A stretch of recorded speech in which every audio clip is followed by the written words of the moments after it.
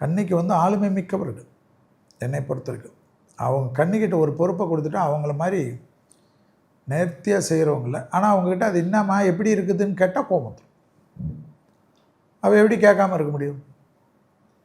அதுதான் கன்னியுடைய மைனஸ். ஆனால் இந்த வருஷம் பார்த்திங்கன்னா 6ல் ராகு, 12ல் கேது, 7ஆம் இடத்தில் சனி, கண்ட சனி.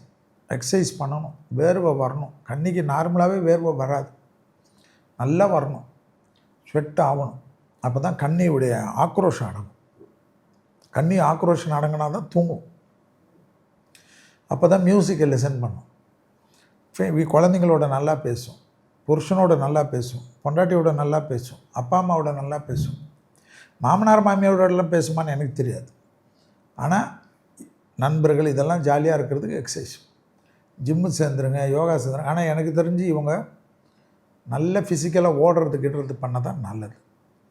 பெருமாள் வழிபாடு, அலர்ஜி பார்த்துக்கணும், ஏற்கனவே சொன்னது தான்.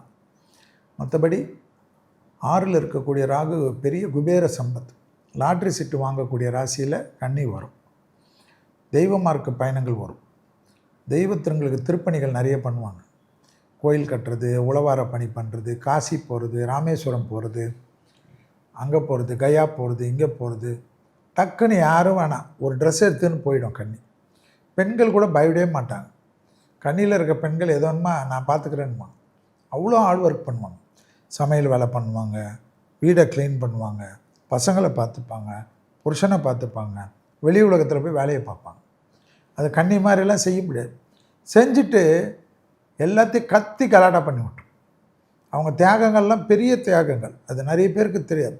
கன்னி தியாகங்கள் வந்து நிறைய குடும்பத்துக்கு வந்து அஸ்திவாரமே கன்னி. ஆனால் அஸ்திவாரம் வெளியில் தெரியாதுல்ல.